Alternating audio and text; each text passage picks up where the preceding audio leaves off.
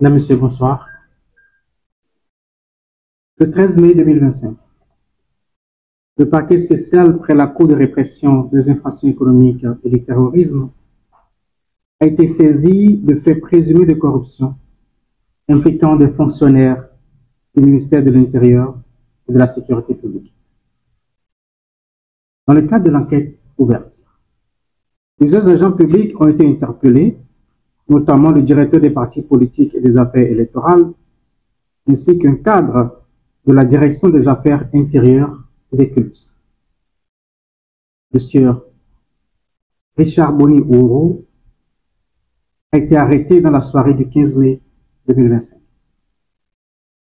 À ce stade des investigations, les éléments recueillis laissent apparaître que dans le processus administratif de reconnaissance du parti politique dénommé le Libéral, des sommes d'argent auraient été convenues et versées à des fonctionnaires en contrepartie de leur intervention pour l'aboutissement du dossier.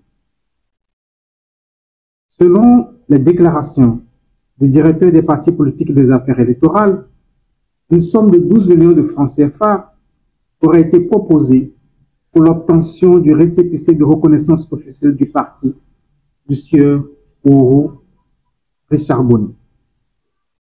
Il affirme toutefois n'avoir effectivement perçu que 5 millions de francs CFA. Une perquisition effectuée à son domicile a permis la saisie de cette somme qu'il présente comme celle reçue du sieur Ouro. Ce dernier, pour sa part, déclare avoir remis au total 7 millions de francs CFA. Il déclare avoir remis cette somme au directeur, et ceci en 3 tranches. Un premier versement d'1 million de francs CFA avant la tenue du congrès du parti le 5 avril 2025, suivi de 2 paiements successifs de 3 millions de francs CFA, chacun effectué les 26 et 28 avril 2025. Les faits ainsi établis s'analysent en corruption d'agents publics, infraction prévue et punie par les articles 335, 336 et suivants du Code pénal. Le législateur béninois, particulièrement sévère sur cette infraction, punit aussi bien celui qui fait les dons que celui qui les agrée aux fins d'accomplir un acte entrant dans le cadre de ses fonctions, mais non sujet à rémunération. Les peines prévues par l'autre loi sont la réclusion criminelle de 5 ans à 10 ans, sans préjudice des peines pécuniaires et des confiscations.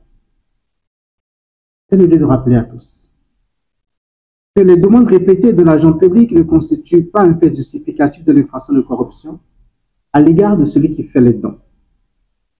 Céder aux sollicitations d'un agent public et lui faire des dons pour rendre coupable de corruption, au même titre que lui.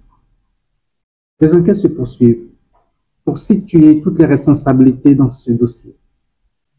Le parquet spécial près la Criette réaffirme sa détermination à poursuivre sans relâche le fléau de la corruption dans notre pays et encourage tous nos citoyens à dénoncer ces faits